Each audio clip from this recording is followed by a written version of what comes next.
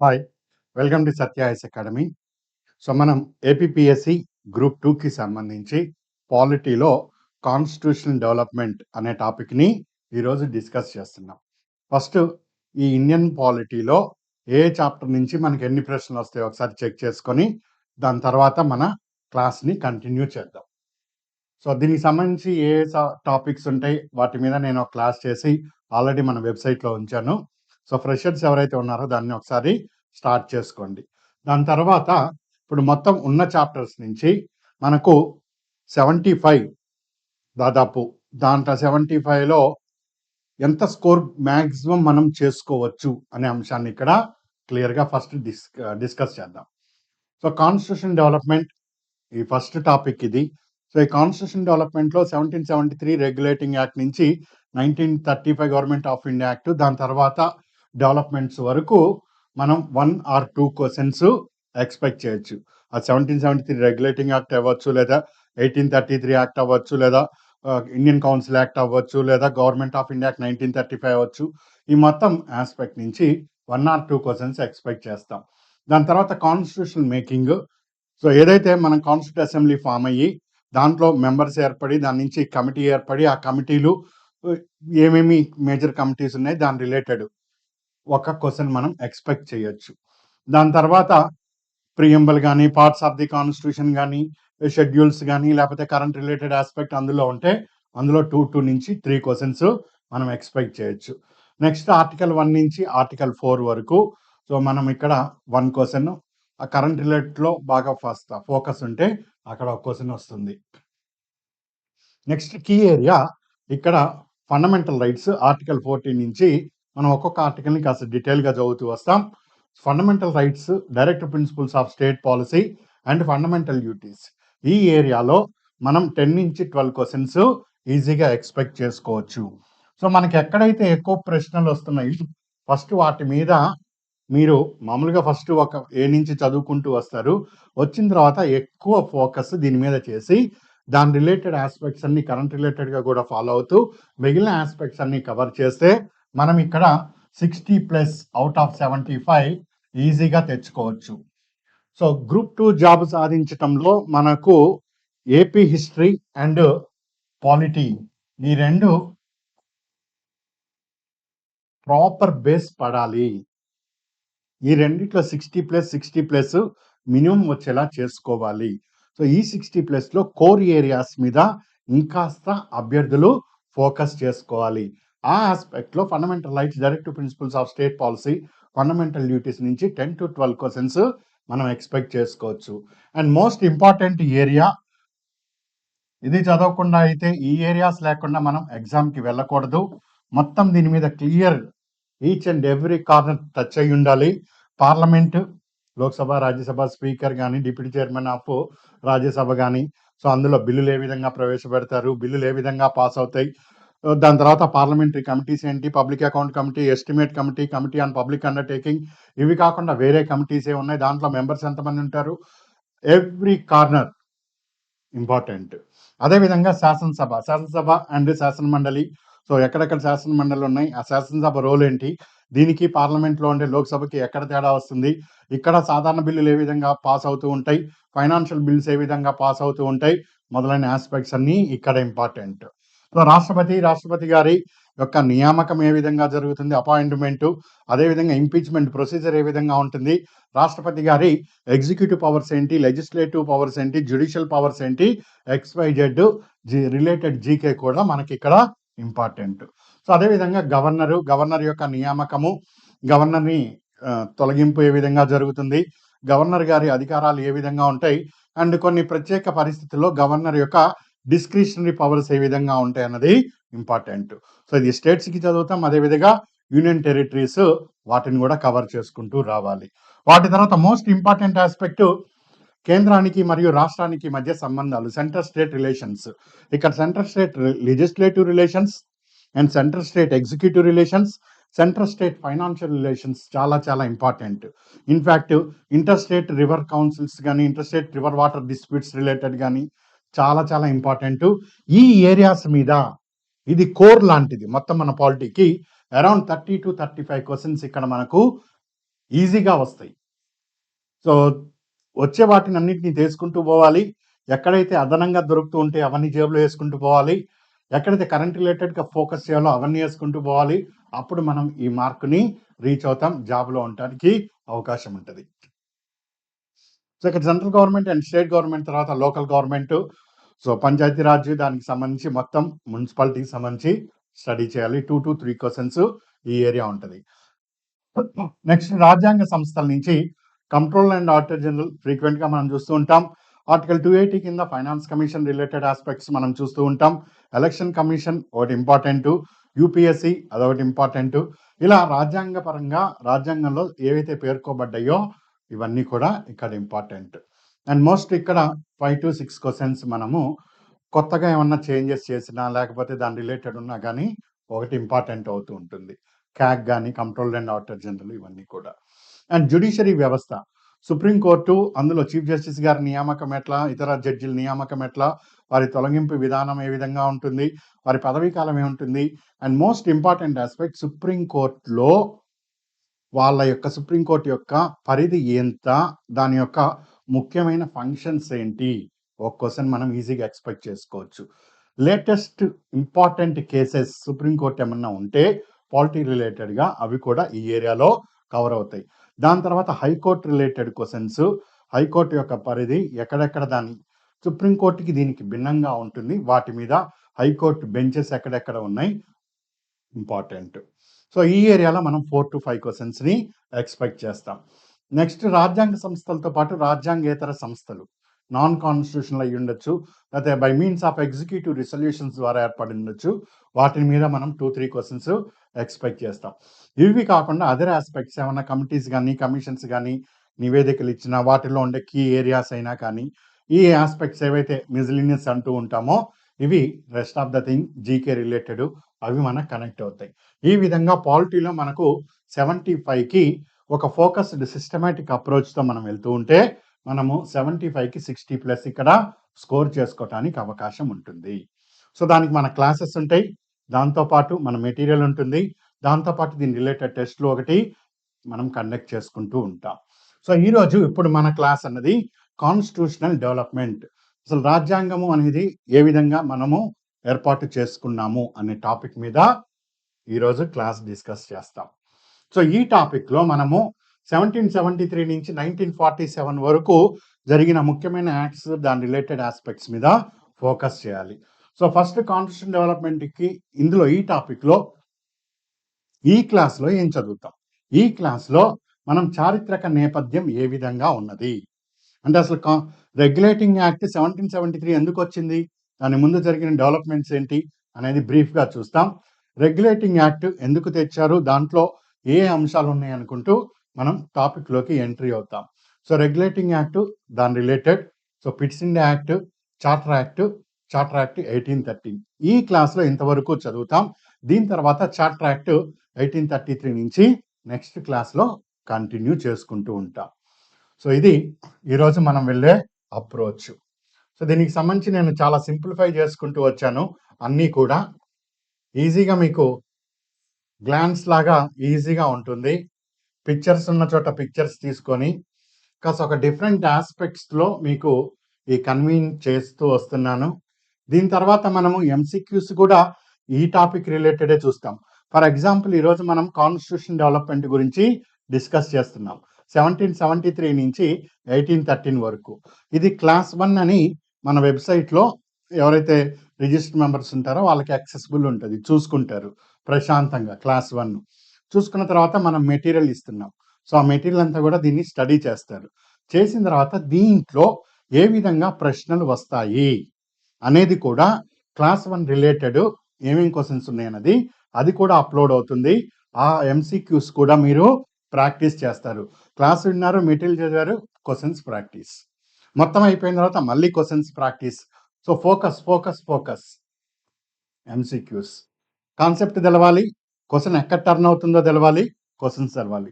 So క్వశ్చన్స్లో different types of questions మనము ఇక్కడ టైం టు టైం మనం కండక్ట్ చేసుకుంటూ వెళ్తాం. టోటల్ ఓవరాల్గా గ్రూప్ 2కి సంబంధించి 7000 క్వశ్చన్స్ నేను ప్లాన్ చేస్తున్నాను ఈ అప్కమింగ్ ఎగ్జామ్ని దృష్టిలో పెట్టుకొని. అందులో ప్రతి క్లాసు ఈ క్లాస్ అయిపోగానే స్టూడెంట్ ఈ క్లాస్ వింటాడు, వెంటనే దీనికి సంబంధించి మెటీరియల్ చదువుతాము. మెటీరియల్తో పాటు బిట్స్ కూడా అప్పుడే అయిపోవాలి. దీని తర్వాత మనం వీక్లీ టెస్ట్లు ఒకటి కండక్ట్ చేసుకుంటూ వస్తాం. వీక్లీ టెస్ట్ల తర్వాత టాపిక్ వైజ్ టెస్ట్లు మళ్ళీ కండక్ట్ చేసుకుంటూ వస్తాం. దాని తర్వాత ఇంకా మళ్ళీ గ్రాండ్ టెస్ట్లు ఇవన్నీ కూడా వస్తూ ఉంటాయి. ఇవన్నీ part and parcel of total hour course. So ఇది గవర్నర్ జనరల్కి సంబంధించి మనం ఏ విధమైన అప్రోచ్ని తీసుకుంటాం. సో దీనికి సంబంధించి మోడర్న్గా లభిస్తున్న అన్ని ఫార్మాట్స్ నేను తీసుకొని మీకు కన్వీనియంట్గా ఇక్కడ ప్రజెంట్ చేస్తున్నాను. చాలా చాలా సింపుల్ చేస్తున్నాను. సో ఇట్లా మన మెటీరియల్స్ అనేది మీకు అవైలబిలిటీ ఉంటాయి, అది తెలిసిందే. సో ఇక్కడ చారిత్రక నేపథ్యం, సో ఇక్కడ దీన్ని మొత్తం హార్డ్లీ ఈ టాపిక్ నుంచి మనకు 1 or 2 క్వశ్చన్స్ ప్రాబబిలిటీ అనేది ఉన్నది. సో దానికి ఎంతవరకు మనం స్టడీ చేయాలనేది అది చూస్తూ ఉంటాం. ఇంకా ఎక్స్ట్రా కావాలి మీకు పాయింట్స్ అంటే దాన్ని మీరు చదువుతూ కూర్చోవచ్చు. ఉపయోగాన్ని బట్టి మన స్టెప్ అనేది వెళ్తూ ఉంటాం. సో చారిత్రక నేపథ్యంలో ఇప్పుడు కాన్స్టిట్యూషన్ అనే ఈ ఫీలింగ్ ఇప్పుడు ఏదో నిన్నో మొన్నో వచ్చింది కాదు, ఎప్పుడో క్రీస్తు పూర్వం నుంచి కూడా ఉంది. భారతదేశాన్ని తీసుకుంటే మనము ద గ్రేట్ మౌర్యన్ ఎంపైర్లో అశోక దగ్గర నుంచి కూడా కంటిన్యూ చేసుకుంటూ వచ్చు. ఆ రోజు చాణక్య ఏదైతే ఈ అర్థశాస్త్రాన్ని రచించారో, అర్థశాస్త్రం అంటే అది డబ్బుకి సంబంధించింది కాదు, మొత్తం political science. So Indian first political philosopher and political thinker Kautilya. మనం ఏ విధంగా అయితే ఆయన ఆ విధంగా ఫోకస్ చేస్తామో, వరల్డ్ వైడ్గా first political philosopher and political thinker, political scientist అని అరిస్టాటిల్ గారిని మనము కన్సిడర్ చేస్తాం. సో ఈయన గ్రీక్ ఫిలాసఫర్, ఈయన ఫాదర్ ఆఫ్ పొలిటికల్ సైన్స్ అంటూ ఉంటాం. పాలిటిక్స్ అనే ఒక గ్రంథాన్ని రాశారు. ఇంతవరకు మనకు ఈయన గురించి సరిపోతుంది. ఈ జనరల్ స్టడీస్ దాని వరకు మాత్రమే ఉంటాము. సో ఆయన ఆ విధంగా రాశారు. దాని తర్వాత ఇక అన్ని దేశాలు చిన్న చిన్నగా రాజులు వీళ్ళు పరిపాలన సాగుతూ వస్తుంది, అలా కొనసాగుతూ వస్తుంది. ఇక మెడివిల్ పీరియడ్ ఉంది, మెడివిల్ తర్వాత మోడర్న్కి వస్తున్నాం. మోడర్న్లో ఇక చిన్నగా ఒక్కొక్కళ్ళు రెవల్యూషన్స్ ప్రారంభమవుతాయి. ఫస్ట్ ఫ్రెంచ్ రెవల్యూషన్, తర్వాత ఈ జర్మనీ దగ్గర రెవల్యూషన్ స్టార్ట్ అవుతూ వస్తుంది, ఇటలీలో రెవల్యూషన్, అమెరికన్ రెవల్యూషన్. ఈ రెవల్యూషన్స్ నుంచి వచ్చిన అవుట్కమ్సే ఈ నెపోలియన్ కానీ, బిస్మార్క్ కానీ, లేకపోతే కాంటే కానీ, వీళ్ళందరితోటి ఒక రకమైన ఒక ఐడియాలజీ డెవలప్ అవుతూ ఆ ఐడియాలజీ నుంచి కాన్స్టిట్యూషన్స్ అనే ఒక భావనలు రావటం జరుగుతుంది. సో అమెరికన్ ఎప్పుడైతే స్వతంత్రం పొందిందో బ్రిటిష్ నుంచి, వాళ్ళు ఒక సపరేట్ థింకింగ్లోకి వెళ్ళారు. సో ఫస్ట్ రికార్డ్ చేసి అండ్ రాయబడిన కాన్స్టిట్యూషన్గా అమెరికాని గుర్తిస్తూ వస్తారు. సో ఒక రాజ్యము అంటే ఒక స్టేట్, ఒక కంట్రీ ఏ విధంగా ఫంక్షన్ చేయాలి, అందులో లెజిస్లేటివ్ ఏంటి, ఎగ్జిక్యూటివ్ ఏంటి, జ్యుడిషియరీ ఏంటి, క్లియర్గా అండ్ పబ్లిక్ ఎలాంటి రైట్స్ ఉంటాయి అని క్లియర్గా ఎక్స్ప్లెయిన్ చేస్తూ రాయబడిందే అమెరికన్ కాన్స్టిట్యూషన్. దాని తర్వాత ఒక్కొక్క దేశం అట్లా కాన్స్టిట్యూషన్స్ని డెవలప్ చేస్తూ పోయింది. మరి ఇండియా పరిస్థితి ఏంటి? పాయింట్ ఇక్కడ ఇండియా. సో మనం ఎగ్జామ్ పాయింట్లోకి వెళ్తున్నాం కాబట్టి దీన్ని బ్రీఫ్గా టచ్ చేసుకుంటూ ఎక్కడైతే మెయిన్ ఫోకస్ ఉంటుందో దాంట్లోకి వెళ్ళాలి. సో ఇండియా పాయింట్లోకి వస్తే ఇక్కడ కొద్దిగా హిస్టారికల్ బ్యాక్గ్రౌండ్. ఇక్కడ నేను చెప్తున్నది మోడర్న్ ఇండియా కాదు, పాలిటీ. అందుకని మనం ఇంకా డెప్త్కి వెళ్ళాం. మోడర్న్ ఇండియా అప్పుడు ఈ డెప్త్కి వెళ్తాం. సో భారతదేశంలో ఏ విధంగా అయితే రిలయన్స్ ఉన్నది, బజాజ్ ఉన్నది, టాటా ఉన్నది, బిర్లా ఉన్నది, ఇవన్నీ కూడా కంపెనీస్, పరిశ్రమలు, కంపెనీలు నడుపుకుంటూ వస్తున్నారు. ఇట్లాంటి కంపెనీలే బ్రిటిష్ వాడి దగ్గర ఈస్ట్ ఇండియా కంపెనీ అని ఒక కంపెనీ ఉంది. English east India company. ఇది వాళ్ళ లోగో, తమ్నేలు, ఇంకోటి ఏదైతే పేరు పెట్టుకోవచ్చు. వీళ్ళు అన్నారు, ఎప్పుడైతే ఆ మెటీరియన్స్ ఇవన్నీ కూడా ఆక్యుపై చేసుకుంటారో, దాని తర్వాత వాస్కోడిగామా కనుక్కోవటం దారి ఇండియాకి, ఒక్కొక్క పోర్చుగీస్ వాడు, డచ్ వాడు, ఫ్రెంచ్ వాడు, మొత్తం ఏషియన్ కాంటినెంట్ అంతా కూడా ఆక్యుపై చేసుకుంటూ రావటం. ఆ క్రమంలో వీడికి కూడా ఒక ఆలోచన వచ్చింది, మనం ఇక్కడ టాటా, బిర్లా, అంబానీ, ఆదానీ లాగా ఇంగ్లీష్ అది బ్రిటిష్ వాడి దగ్గర ఈస్ట్ ఇండియా కంపెనీ అని ఒక కంపెనీ ఉంది. వాడు చిన్నగా నడుచుకుంటూ వెళ్ళి రాణిగారి దగ్గరికి వెళ్ళాడు, బ్రిటిష్ క్రౌన్. సో వెళ్ళి ఎలిజబెత్ గారు అన్నారు, చెప్పవయ్యా ఏంటి నీ సమస్య అంది. అట్లా నేను ఇండియాలో ఒక ప్లేస్ చూశానండి, నేను అక్కడికి వెళ్ళి వ్యాపారం చేస్తానండి అన్నాడు. ఓకే చేసుకో నువ్వు, నీకు పర్మిషన్ ఇస్తున్నా అని 1600లో ఆవిడ వ్యాపారం చేసుకోవటానికి పర్మిషన్ ఇచ్చారు.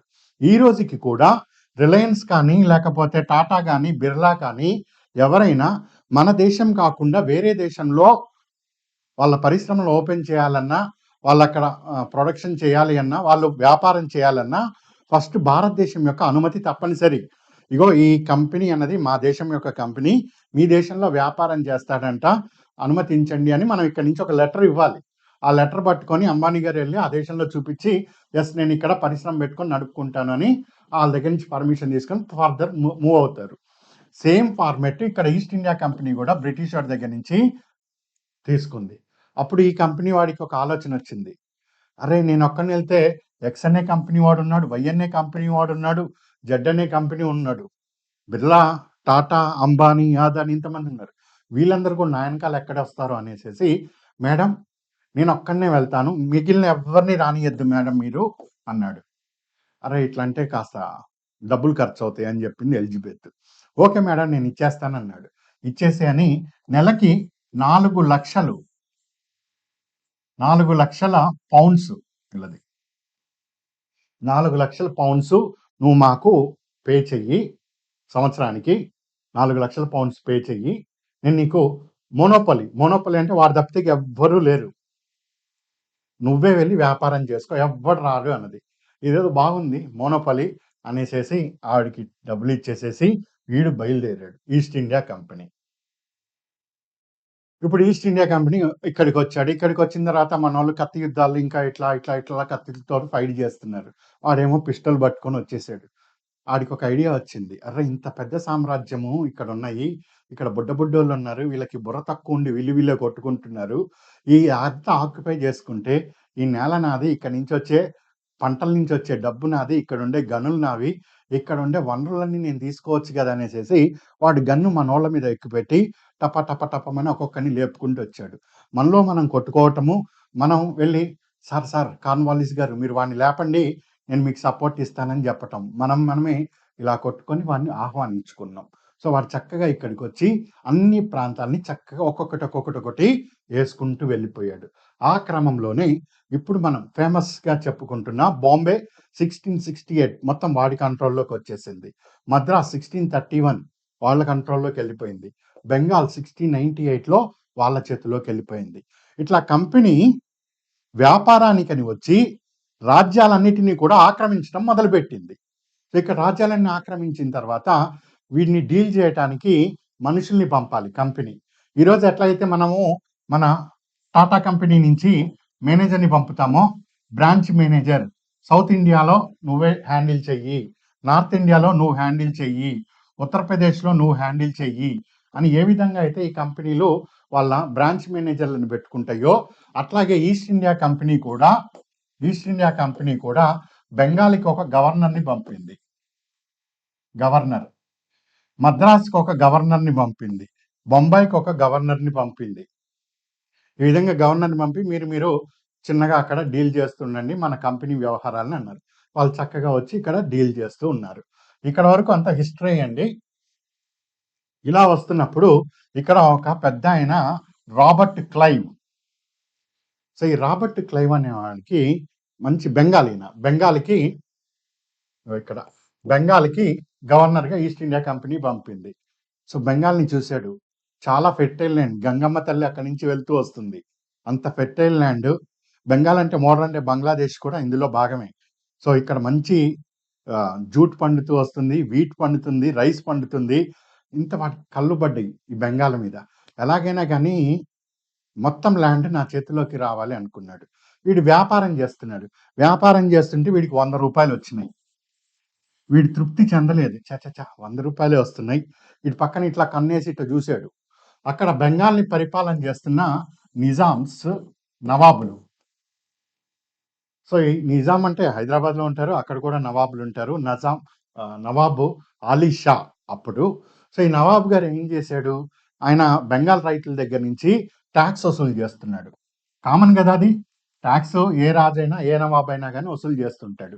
ఆలీషా గారు కూడా ట్యాక్స్ వసూలు చేస్తున్నాడు. ఆ ట్యాక్స్ ఆ డబ్బు అంతా చూసేసరికి అది 1 లక్ష రూపాయలు కనిపించింది వీడి కంటికి. అది ₹1,00,000 కనిపించింది. ఇట్లా కన్ను తిప్పాడు. బీహారు అది కూడా ఫెర్టైల్ ల్యాండ్. వాడొక ₹1,00,000 సంపాదిస్తున్నాడు. ఇట తల తిప్పాడు. ఇటు ఒరిస్సా వాడొక ₹1,00,000 సంపాదిస్తున్నాడు. మనోడికి ₹100 వస్తుంది. ఇప్పుడు రాబర్ట్ క్లైవ్‌లో ఒక డిఫరెంట్ ఆలోచన వచ్చింది. ఎంతసేపు మనం వ్యాపారమైనా చేయటం, వీళ్ళని కొట్టుకునేటట్టు చేసి ఈ భూభాగాన్ని కూడా నేనే ఆక్రమణ చేసుకుంటే ₹100 ఎక్కడ? 3,00,000 ఎక్కడ?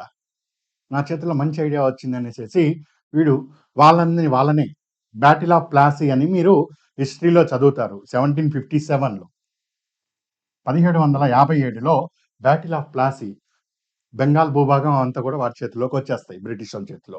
1764లో బ్యాటిల్ ఆఫ్ బక్సర్ అని చదువుతారు మోడర్న్ ఇండియాలో. సో బ్యాటిల్ ఆఫ్ బక్సర్ తోటి మొత్తం ఫినిష్. బెంగాల్, బీహార్, ఒరిస్సా ఈ ఫైనల్ టచ్ అన్నమాట బెంగాల్ మొత్తం వాళ్ళ కంట్రోల్లోకి రావడానికి. ఇప్పుడు వీడి చేతిలోకి వచ్చింది. వీడికి అక్కడ ఏం చేయాలో అర్థం కావట్లేదు. సో అందుకని ఏం చేశాడంటే ద్వంద్వ పాలన, డ్యూయల్ సిస్టమ్ ఆఫ్ గవర్నమెంట్స్ అనేది అక్కడ ఇంట్రడ్యూస్ చేశాడు. ఏం చేశాడు? వీడికి కావాల్సిన డబ్బు చెప్పాడు. నవాబ్ గారు మీరే, నవాబ్ అంతా మీరే, ట్యాక్స్ వసూలు అవుతుంది కదా, అది మా వాళ్ళు వస్తారు కంపెనీ వాళ్ళు, వాళ్ళకి ఇవ్వండి. దివానీ రైట్స్ నావి, డబ్బులన్నీ నావి. నువ్వు ఇక్కడ వెల్ఫేర్ యాక్టివిటీస్ కానీ లేకపోతే లా అండ్ ఆర్డర్ చూసుకోవాలి కదా, దాన్ని నిజామత్ అంటారు ఇండియన్ హిస్టరీలో. అప్పుడు చెప్తాను మళ్ళీ. లా అండ్ ఆర్డర్ అంతా నీది బాధ్యత అన్నాడు. దీన్ని డ్యూయల్ సిస్టమ్ అని ఇక్కడ పిలుస్తాం. డబ్బులు మొత్తం వీడికి కావాలి, 3,00,000 కోట్లు. వీడేమో లా అండ్ ఆర్డర్ అది కావాలి వీడికి. సరే అని ఇప్పుడు నాకు ఆ పదవి ఎక్కాలని ఉంది. నేను ఒకడిని కట్టప్పలాగా వెన్నుపోటు పొడి చేసి ఆ పదవి ఎక్కాను. ఎక్కిన తర్వాత వీడు రోజు నన్ను పిండి పిప్పి చేస్తున్నాడు. ట్యాక్స్ ఏది, ట్యాక్స్ పంపు, డబ్బు పంపు అని. ఎంతసేపు వీడొక్కడే కాదు కదా, నా ప్రజలు అనే ఫీలింగ్ నాకు ఉంటుంది, నేను ఎంత కట్టప్పలాగా చూసినా. సో అదే ఫీలింగ్ మన నవాబులకు కూడా వచ్చి వీళ్ళు ఇట్లా కాదు, వీళ్ళని తొక్కాలి అని మన వాళ్ళు ట్రై చేశారు కత్తి పట్టుకొని. కానీ వీడు మనకన్నా తెలివిగలోడు కదా, మన వెనకాల ఇంకొకరిని నమ్మక ద్రోహిని తయారు చేసి వాడితో మళ్ళీ మనకు ఇంకో వెయిట్ వేయించాడు. ఓవరాల్ క్లైమాక్స్ పిక్చర్ ఏంటంటే, సో డబ్బు వీడికి, అక్కడ బెంగాల్లో మొత్తం బాధ్యతలన్నీ రైతులకి కావాల్సిన నువ్వు ఫెర్టిలైజర్ ఇవ్వి, పెస్టిసైడ్స్ ఇవ్వి, లేకపోతే వాళ్ళకి కావాల్సిన నీళ్ళు ఇవ్వు, పాలు ఇవ్వు, అన్నం ఇవ్వు, ఏదైనా వెల్ఫేర్ చూడు, ఏదైనా చూడు, అది మాత్రం మన నెత్తి మీద వేసాడు. ఇట్లా నడుస్తూ ఉన్నది 1750 ఆ టైంకి. ఒక రకంగా ఆ పీక్స్కి వెళ్ళిపోయింది వాళ్ళ ఎక్స్‌ప్లాయిటేషన్ బ్రిటిషర్స్‌ది. ఇది సిచ్యువేషన్. మనం రెగ్యులేటింగ్ యాక్ట్ తీసుకురావటానికి ముందు మన భారతదేశంలో ఉన్న సిచ్యువేషను ఈ విధంగా ఉంది బ్రిటిష్ వాడి దగ్గర నుంచి. ఇప్పుడు రాబర్ట్ క్లైవ్ దగ్గర బోల్డ్ డబ్బులు వచ్చేసినాయి. రాబర్ట్ క్లైవ్ దగ్గర ₹3,00,000 అట్లా వస్తున్నాయి. అయినా కానీ ఈస్ట్ ఇండియా కంపెనీ దగ్గర డబ్బు లేదు.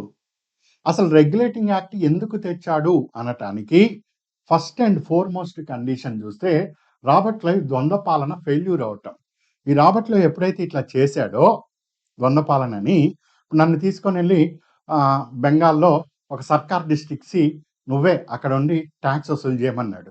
నేను నువ్వు నాకు ₹100 ఇయ్యి, నువ్వు ట్యాక్స్ కట్టావని రాసేస్తానని అవినీతికి పాల్పడటం మొదలుపెట్టారు అక్కడ ఆఫీసర్స్ అందరూ కూడా.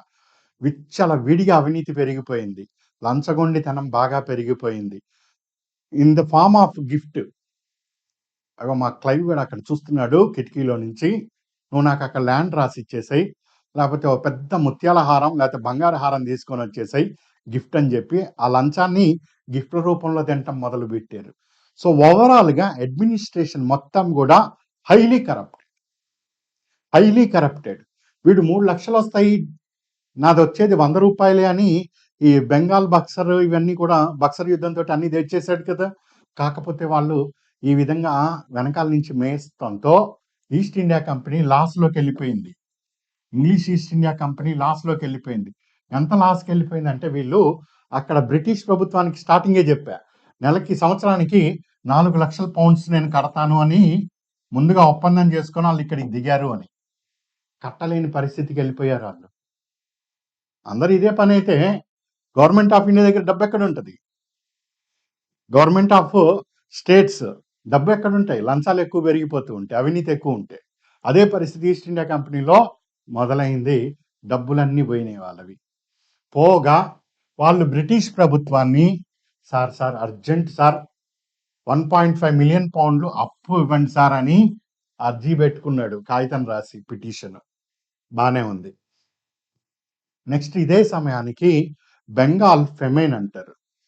అది ఎంత దారుణంగా అంటే తినడానికి ఒక్క మెతుకు లేకుండా అయిపోయింది. ఇవి మొత్తం దోపిడీనే, ఇంకెక్కడుంటుంది? సో ఈ పరిస్థితి పిట్టలు రాలిపోయినట్టు జనాలు పడిపోతూ వస్తున్నారు. అంత పడిపోతున్నా కానీ మన నవాబులు ఏమీ చేయలేకపోతున్నారు, బ్రిటిషోడు ఏమీ చేయలేకపోతున్నాడు. నవాబులు చేద్దామంటే డబ్బు లేదు, బ్రిటిషోడికి మాత్రం డబ్బే కావాలి కానీ ప్రజలు అక్కర్లేదు. ఇది సిచ్యువేషన్. సో ఇప్పుడు ఇట్లాంటి సిచ్యువేషన్లో అప్పుడు క్రౌన్, బ్రిటిష్ క్రౌన్ ఎలిజబెత్ గారు, అంటే ఎలిజబెత్ 2, ఎలిజబెత్ 3 ఇట్లాంటివి వస్తూ ఉంటాయి, లైన్ వాళ్ళది. వాళ్ళు ఆలోచించారు, ఎందుకు ఈస్ట్ ఇండియా కంపెనీ మోనోపలి ఇచ్చాం, వాళ్ళు ఈ పనులన్నీ చేస్తున్నారు అక్కడ, అయినా డబ్బులు లేవు, ఒకసారి ఎంక్వైరీ చేసిరా అని సీక్రెట్గా బూర్గాయిక్ అనే ఒక జనరల్ని పంపింది. ఆయన చిన్నగా బెంగాల్ వచ్చాడు. బెంగాల్ వచ్చి ఇలా చూశాడు, అర్రే అందరు ఫెమైన్ వచ్చారే అని. విపరీతమైన కరువు. ఒక్కొక్క ఆఫీసర్ని పోతే ప్రతి ఓడు డబ్బు డబ్బు డబ్బు డబ్బు, లంచం లంచం, డేంజర్ ఇది. నెక్స్ట్ వీళ్ళు దివాలా తీసే స్థితిలో ఉన్నారు. సో ఈ సిచ్యువేషన్లో మేడం వీళ్ళని ఇప్పుడు కానీ నువ్వు కంట్రోల్ చేయకపోతే మనకు చెడ్డ పేరు వస్తుంది, అండ్ మనం పూర్తిగా మిగిలిన కంపెనీలను ఎంకరేజ్ చేసినట్టుంటుంది, వీళ్ళ నియంత్రణ చెయ్యి అని కమిటీ రిపోర్ట్లో ఉండటంతో అప్పుడు బ్రిటిష్ పార్లమెంటు రంగంలోకి దిగింది. సో బ్రిటిష్ పార్లమెంటు ఇక్కడ మీరు ఒకసారి గమనిస్తే ఈ రోజుకి కూడా రాచరిక వ్యవస్థే, ప్రజాస్వామ్యబద్ధమైన రాచరిక వ్యవస్థ బ్రిటిష్. మన దగ్గర రిపబ్లికన్, ద్రౌపది ముర్ము గారు ప్రెసిడెంట్ అక్కడ ఎలక్టెడ్, కానీ అక్కడ ఇప్పటికి కూడా రాజు రాణి ఇవే కొనసాగుతూ ఉంటాయి. సో వీళ్ళ కింద ప్రైమ్ మినిస్టర్ ఉంటాడు, ప్రైమ్ మినిస్టర్ కింద కౌన్సిల్ ఆఫ్ మినిస్టర్, క్యాబినెట్ ఉంటుంది. ఇక్కడ మనలాగే లోక్సభ, రాజ్యసభ 2 సభలు ఉంటాయి. So House of Lords and House of Commons. So రాణి గారు పిఎంని పిలిచారు, ప్రైమ్ మినిస్టర్ నువ్వు ఇట్రా అన్నారు. ఏంటి మేడం అన్నాడు. సో ఇట్లా ఇండియా అని అక్కడ ఉంది, దాని దగ్గర ఈస్ట్ ఇండియా కంపెనీ వాడు వెళ్ళి సర్వనాశనం చేస్తున్నాడంట, నువ్వు ఇప్పుడు రంగంలోకి దిగు అని ఈవిడ ప్రైమ్ మినిస్టర్కి ఆదేశం చేశారు. సో వెంటనే ప్రైమ్ మినిస్టరు లోక్సభలో, మన దగ్గర లోక్సభ అంటాం, అక్కడ హౌస్ ఆఫ్ కామన్స్ అని పిలవటం జరుగుతుంది. సో అక్కడ ఒక బిల్లుని ప్రవేశపెట్టాడు. సో ఆ బిల్లునే రెగ్యులేటింగ్ యాక్ట్ 1773, పేరులోనే కనిపిస్తుంది మీకు, రెగ్యులేటింగ్.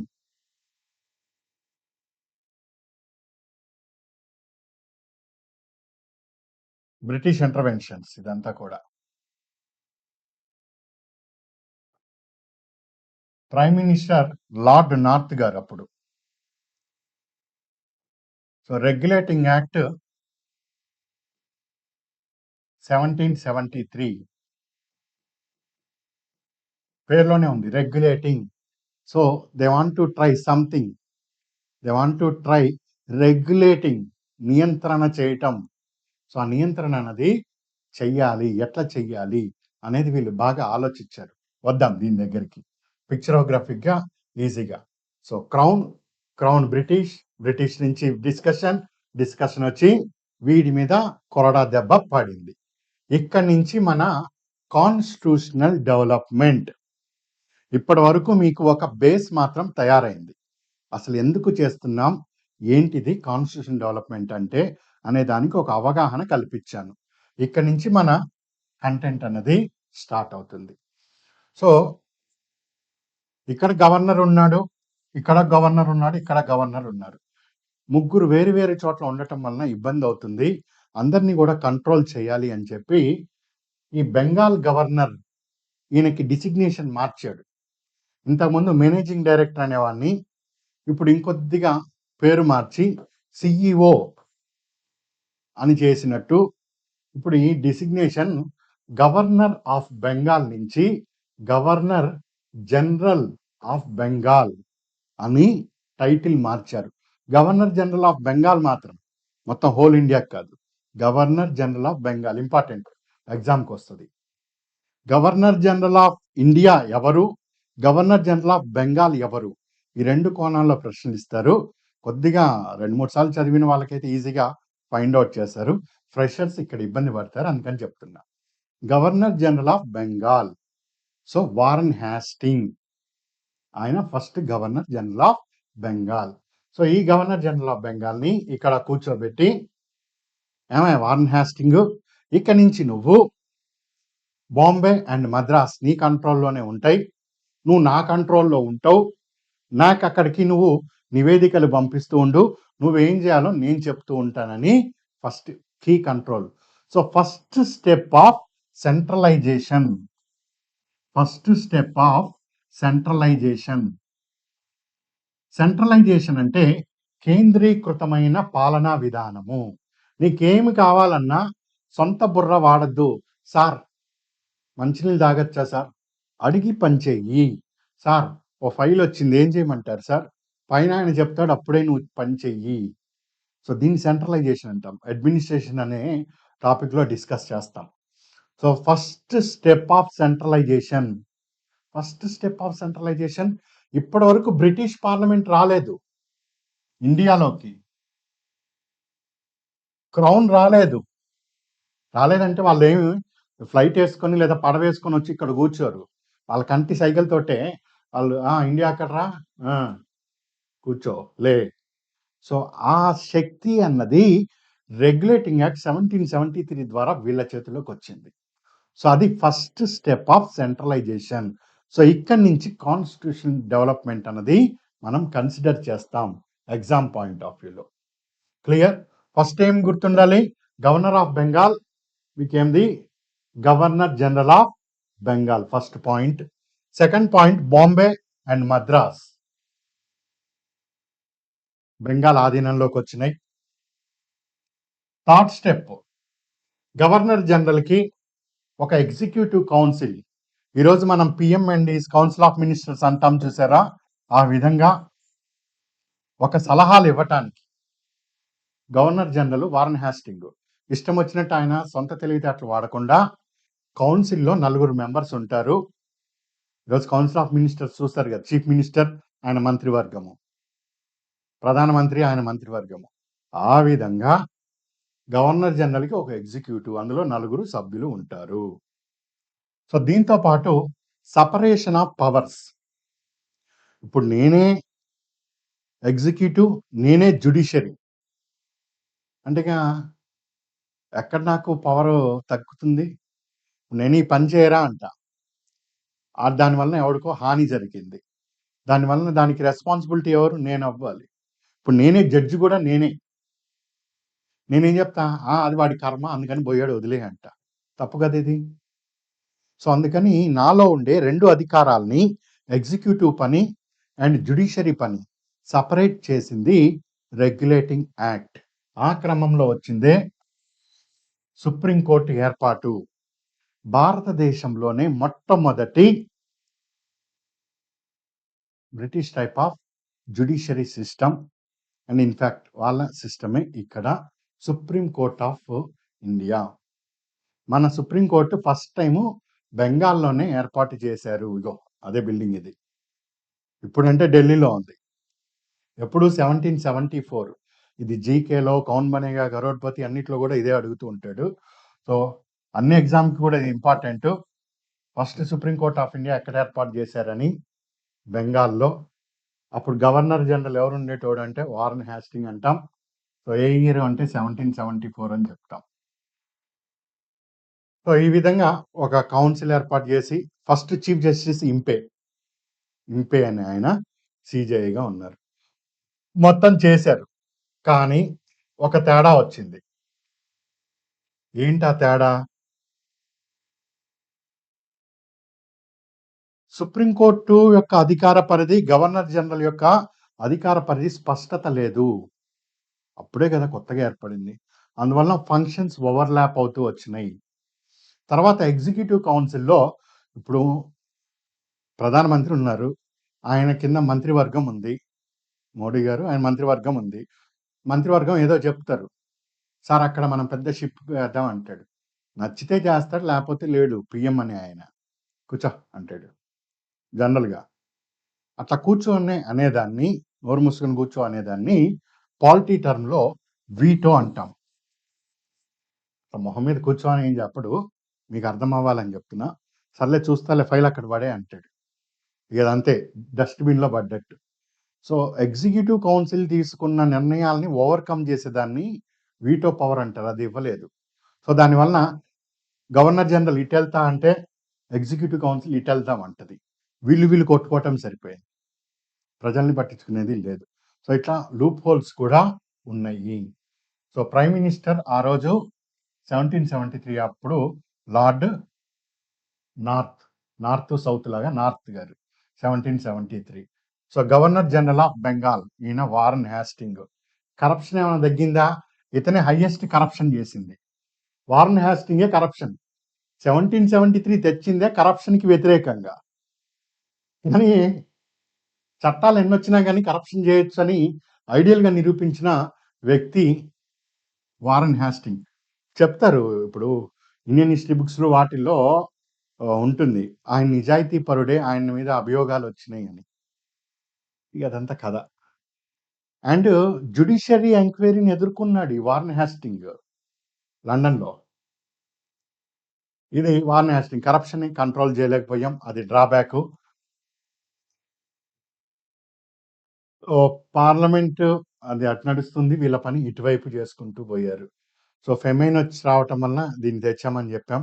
సో, ఫైనాన్షియల్ క్రైసిస్ బ్రిటిషోడి దగ్గర east India company financial crisis, ఈ ఫెమైన్ ఇవన్నీ కూడా ఈ యాక్ట్ రావటానికి పాస్ అయిపోయినాయి. So, historical significance first step of centralisation.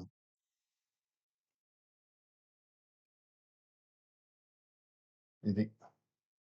So, ఇక్కడ మనకు ఈ క్వెషన్స్ వస్తాయి. ఇవి 4 ఇంపార్టెంట్. సో, ఇది అన్నీ వచ్చిన తర్వాత వీళ్ళు ఇదే విధంగా కొనసాగిస్తూ వస్తున్నారు వీళ్ళ పాలన. ఆయన వారన్ హ్యాస్టింగ్ తర్వాత లార్డ్ కార్న్‌వాలిస్ వస్తాడు. మనం హిస్టరీలో మొత్తం గవర్నర్ జనరల్స్ అండ్ వైస్‌రాయ్స్ గురించి అక్కడ డీటెయిల్‌గా చదువుతాం. ఒక్కొక్కళ్ళు ఏమి యుద్ధం చేశారు, వాళ్ళ డీటెయిల్స్ అన్నీ కూడా, వాళ్ళ టైంలో ఏమేమి ఇన్‌స్టిట్యూషన్స్ వచ్చినాయి అన్నీ కూడా ఇంపార్టెంట్. ఇక్కడ పాలిటీ పాయింట్ ఆఫ్ వ్యూలో చదువుతాం. సో, రెగ్యులేటింగ్ యాక్ట్ వచ్చిన తర్వాత, ఆ రెగ్యులేటింగ్ యాక్ట్ మళ్ళీ చెప్పాను కదా! వాడు కరప్షన్ అవి అయితే పోలే. సో, దీంట్లో ఉండే లోపాల్ని సరిచేస్తూ పిట్స్ అనే ఆయన అక్కడ ప్రధానమంత్రి పేరు పిట్స్. సో, ఆయన చట్టాన్ని తీసుకొనొచ్చాడు మళ్ళీ ఈస్ట్ ఇండియా కంపెనీని కంట్రోల్ చేయటానికి. అందుకే పిట్స్ ఇండియా యాక్ట్ అని పిలుస్తాం దీన్ని. సో, పిట్స్ ఇండియా యాక్ట్ 1784లో వచ్చింది. ఇక్కడ ఎగ్జిక్యూటివ్ కౌన్సిల్ నలుగురని చెప్పాను గదా! నలుగురు నుంచి ఒకడిని తీసి సైడ్ ఏసేశారు. ముగ్గురిని చేసేశాడు పిట్స్ ఇండియా యాక్ట్‌లో. అండ్ ఇక్కడ ఇంకొక ముఖ్యమైన అంశము పిట్స్ ఇండియా యాక్ట్‌లో ఈస్ట్ ఇండియా కంపెనీని 2గా చీల్చేశారు. మధ్యలో కత్తి పెట్టి ఈ ముక్క, ఈ ముక్క అని. ఎట్లా? కోర్ట్ ఆఫ్ డైరెక్టర్స్ అని ఒక వర్గాన్ని క్రియేట్ చేశారు. Court of directors east India company. వీళ్ళు వ్యాపారం మాత్రమే చెయ్యాలి. వ్యాపారానికి సంబంధించింది మాత్రమే వీళ్ళు కన్సిడర్ చేస్తూ ఉండాలి. వ్యాపారం కాకుండా నేను టిప్పు సుల్తాన్‌ని చంపుతాను, హైదర్ అలీని చంపుతాను, లేకపోతే ఇక్కడ నవాబుని చంపుతాను, ఇట్లాంటి పనులేమీ చెయ్యొద్దు. ఇండియాలో నేను సంస్కరణలు తీసుకొనొస్తాను, లేతే ఇండియాని ఏదో చేసేస్తాను, పిచ్చి పనులేమీ చేయకు. నీ పనేంటి? సరుకు తీసుకురా, సరుకు అమ్ముకో, డబ్బులు తీసుకొని పో. లాభమొస్తే పండగ చేసుకో, నష్టమొస్తే అక్కడ పడి ఏడు. అది మాత్రమే నువ్వు చెయ్యి. సో, అది నువ్వు చేస్తున్నావా లేదా చేయటానికి కోర్ట్ ఆఫ్ డైరెక్టర్స్ అని ఒక బాడీని అక్కడ క్రియేట్ చేశారు. ఇప్పుడు బ్రిటిషోడికి ఒక అవకాశం వచ్చింది. అర్రె! ఈస్ట్ ఇండియా కంపెనీ వాడు ఎదవే. కానీ వాడొక మంచి దారి చూపిచ్చాడు. ఏం దారి చూపిచ్చాడు? మనకి బ్రిటన్‌లో ఇండస్ట్రియలైజేషన్ బాగా పెరుగుతుంది. మనకు రా మెటీరియల్స్ కావాలి. రా మెటీరియల్స్ సప్లై చేసేటోడు ఎవడు లేడు. సో, భారతదేశము నదులతోటి, సహజ వనరులతోటి పుష్కలంగా కనిపించింది వాడి కంటికి. సో, అందుకని భారతదేశంలో రాజకీయంగా కానీ, సైనిక పరంగా కానీ, ఇతర రెవెన్యూ పరంగా గానీ అన్ని బోర్డ్ ఆఫ్ కంట్రోల్‌ని చూసుకుంటుంది అని లండన్‌లో ఒక బోర్డ్ ఆఫ్ కంట్రోల్‌ని ఏర్పాటు చేశాడు. వీళ్ళు తీసుకున్న డెసిషన్సే ఇండియాలో అమలు కావాలి. అరే నువ్వెళ్ళి మహారాష్ట్ర వాడితో ఒప్పందం చేసుకో. అరే నువ్వెళ్ళి జార్ఖండ్ వాడితో ఒప్పందం చేసుకో. అక్కడ ఇనుము చాలా బాగుంటుంది. అప్పుడప్పుడే బ్రిటిష్‌లో ఇండస్ట్రియలైజేషన్ జరుగుతున్నది. మీకు కాస్త వరల్డ్ హిస్టరీ ఐడియా ఉంటే ప్రపంచంలో అగ్రికల్చర్ రెవల్యూషన్ ఫస్ట్ వచ్చింది యూకేలో. అగ్రికల్చర్ రెవల్యూషన్ తర్వాత ఇండస్ట్రియల్ రెవల్యూషన్. స్టీమ్ ఇంజిన్ కనుక్కోవటం గానీ, ప్రొడక్షన్‌లో కొత్త తరహా తీసుకురావటం. సో, దానికి కావాల్సిన రా మెటీరియల్స్ కోసం వెతకటం. ఇవన్నీ జరుగుతున్న సమయం అక్కడ బ్రిటిష్‌లో. అట్లాంటి సమయంలో ఇండియా కనిపించేసరికి ఆ భూభాగాన్ని మొత్తం కూడా ఒక్కొక్కటి పట్టుకొని వీళ్ళు బుట్టలో యేసుకుంటున్నారు. అంటే సైనిక పరంగా, రాజకీయ పరంగా, రెవెన్యూ పరంగా లండన్ వాడు చూసుకుంటాడు. నువ్వు నీ సరుకు మాత్రం అమ్ముకొని పో అని ఇక్కడ పెట్టారు. సో, ఈస్ట్ ఇండియా కంపెనీలో డెవలప్‌మెంట్స్ 2 జరిగినాయి మనకు. సో, రెగ్యులేటింగ్ యాక్ట్ ద్వారా దీన్ని తీసుకొనొచ్చాం. మోస్ట్ ఇంపార్టెంట్ యాస్పెక్ట్ ఈ చట్టంలో మొట్టమొదటిసారిగా కొన్ని ప్రాంతాలను బ్రిటిష్ పాలిత ప్రాంతాలుగా చెప్పారు. బ్రిటిష్ పొసెషన్ ఇది ఇంపార్టెంట్. బ్రిటిష్ పొసెసివ్ అంటే ఝాన్సీ గాని, లేతే ఇటార్సీ గాని, నాగపూర్ గాని ఈ ప్రాంతాలన్నీ బ్రిటిష్ ప్రాంతాలు. అదేంటి మన ఇండియాలో ఉన్నాయి కదా అవి. నీ ఇండియాలోనే ఉంటాయి. నువ్వు ఇక్కడ అన్నం తినాలా? లేదా రోటీ తినాలా? బ్రిటిషోడు చెప్తాడు. నువ్వు ఇక్కడ హెచ్ఎంటీ వాచీ పెట్టాలా? లేతే టైటాన్ వాచీ పెట్టాలా? బ్రిటిషోడు చెప్తాడు. ఇక్కడ నువ్వు రైలు రూట్ ఎయ్యాలా? బస్ రూట్ ఎయ్యాలా? బ్రిటిషోడు చెప్తాడు. సో, దాన్ని బ్రిటిష్ పొసెషన్. సో, 1784 ద్వారా ఫస్ట్ టైము బ్రిటిష్ వాడు ఇండియాలో ఉండే ఈ జియోగ్రఫికల్ ఏరియాస్‌ని అవి నా ప్రాంతాలు అని చెప్పాడాడు. అది వాడి గట్స్.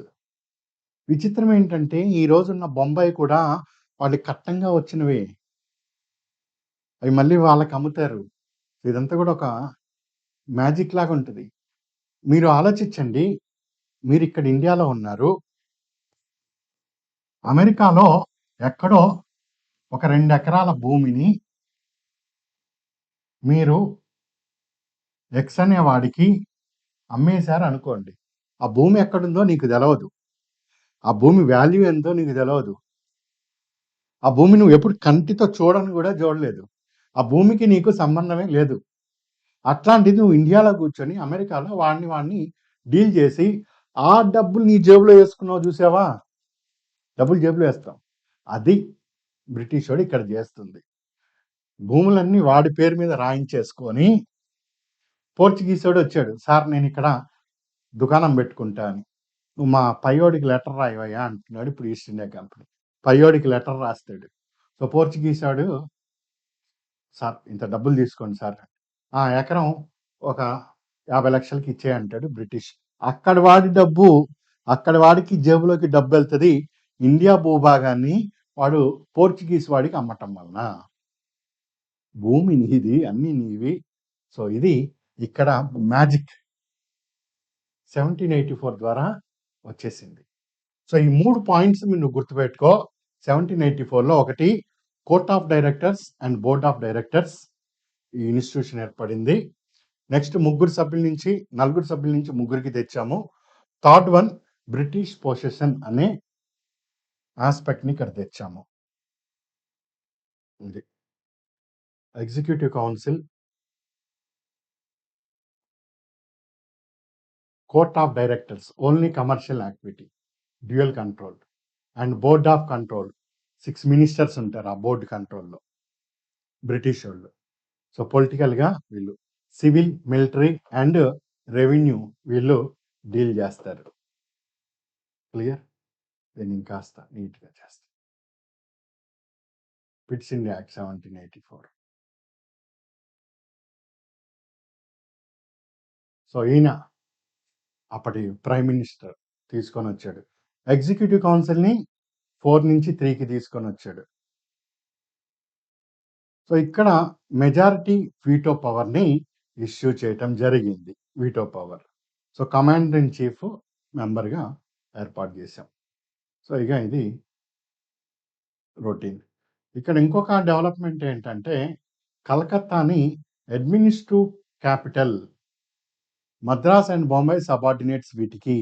కలకత్తా ఇప్పుడు మన దేశ రాజధాని ఏంటి? Delhi administrative capital. Clear. So, అప్పుడు కలకత్తాని అడ్మినిస్ట్రేటివ్ క్యాపిటల్‌గా డిక్లేర్ చేయటం జరిగింది. తర్వాత దీన్ని ఢిల్లీకి షిఫ్ట్ చేస్తాం. ఎప్పుడన్నది చూపిస్తాం మీకు అది గూడా. సో, దీంతో పాటు ప్రతి అధికారి గూడా ఈ రోజుకి కూడా గవర్నమెంట్ ఆఫీస్‌లో మీరు పనిచేస్తే మీ ఆస్తులు ఎంత అన్నది ముందు తెలియజేయాలి. సో, అట్లా disclosure of assets every year కూడా డిక్లేర్ చేస్తూ రావాలి. అది కూడా ఇక్కడే చూడటం జరిగింది. సో, దీని ద్వారా బ్రిటిషోడి గ్రిప్ ఇంకాస్త పెరిగింది భారతదేశంలో.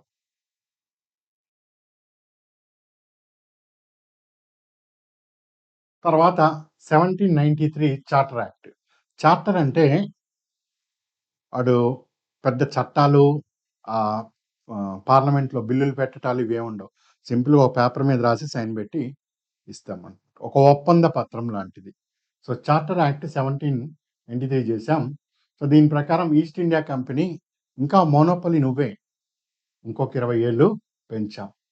ఇక్కడ దీంట్లో ముఖ్యమైన పార్టు 1793లో 1793లో బోర్డ్ ఆఫ్ కంట్రోల్ ఏర్పడిందని చెప్పాడు ఢిల్లీ ఇది.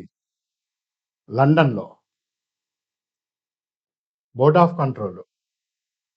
ఇక్కడ కనిపిస్తుంది గదా! Board of control. భారతదేశంలో సివిల్, మిలిటరీ, రెవెన్యూ చూసేది వీళ్ళు. మరి వీటికి జీతాలివ్వాలి. ఇప్పుడు నీ గవర్నమెంట్‌లో అడ్వైజర్స్ అని పెట్టుకుంటావు.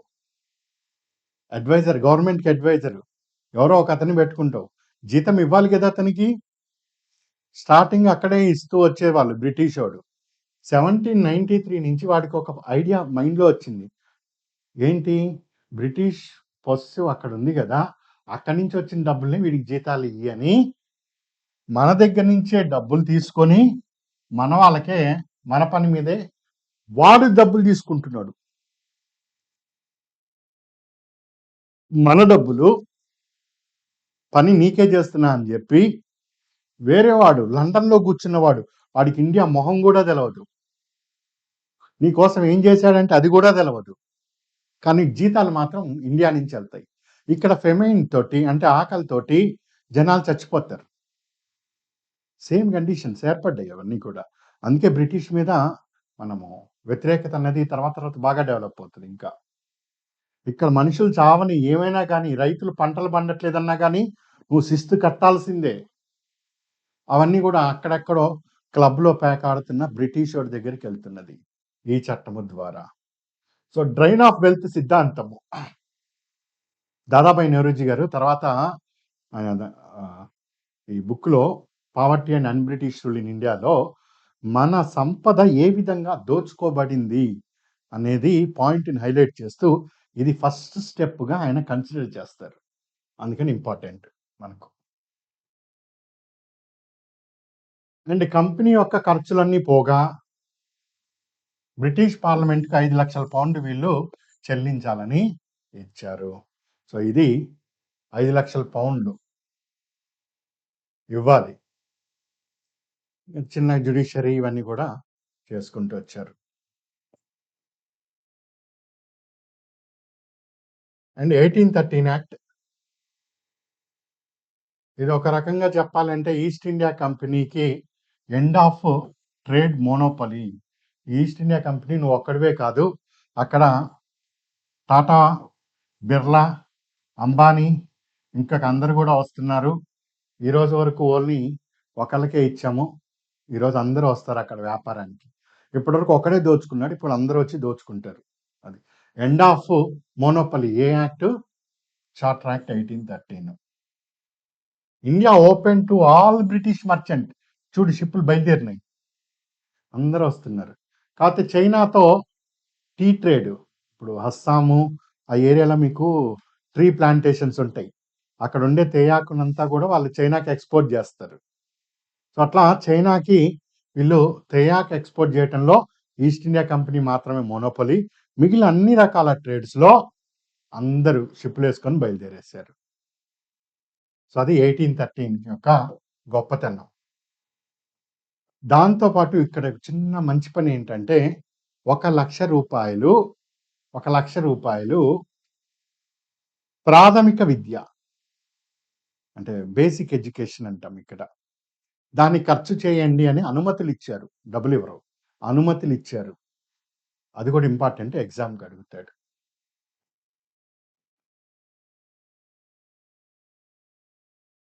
తర్వాత ఇక్కడ మత మార్పిడులు. ఒక మతం నుంచి ఇంకో మతానికి ఇట్లా మార్పిడి చేసుకోవటానికి అవకాశం గూడా కల్పించారు. And Christian machineries were allowed into India. ఇక్కడికి వెళ్లి మీరు మీ మిషనరీస్ వాటి ప్రోగ్రామ్స్‌ని స్ప్రెడ్ చేయండి అని చెప్పటం జరిగింది.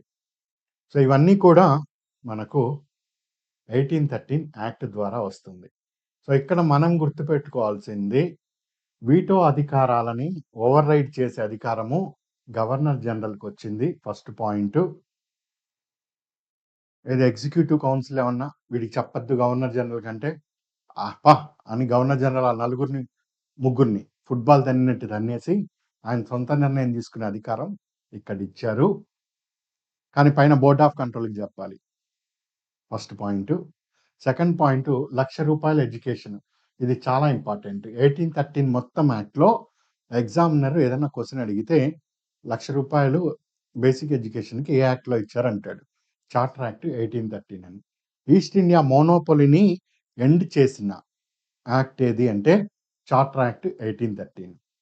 వాళ్ళ మోనోపొలీ పోయింది అని నువ్వు అనుకునే లోపలే 10 మంది తయారయ్యారన్న విషయాన్ని కూడా గుర్తుపెట్టుకో. ట్రేడ్ ఓపెన్ ఫర్ ఆల్ చేసింది కూడా ఇదే. సో, ఇది మన పాలిటీ చదువుకునే విధానము. సో, ప్రతి టాపిక్‌ని కూడా ఇలా డీటెయిల్‌గా మనం డిస్కస్ చేస్తూ ఉంటాం. దాని తర్వాత ఇంగా దీని రిలేటెడ్ మెటీరియల్ ఉంటది. దీని రిలేటెడ్ ఎంసీక్యూస్ కూడా మీకు మన వెబ్‌సైట్‌లో ఉంటాయి. సో, రిజిస్టర్ చేసుకున్న మెంబర్స్ దాన్ని అటెండ్ అయ్యి చేసుకుంటూ ఉండండి. క్లియరా అండి? రేపు దీని తర్వాత ఇక 1833 చార్టర్ యాక్ట్ దాని కంటిన్యూషన్ క్లాస్ ఏదైతే ఉందో దాని మీద ఫోకస్ చేద్దాం. కండి ఆల్ ది బెస్ట్ అండి. Good luck.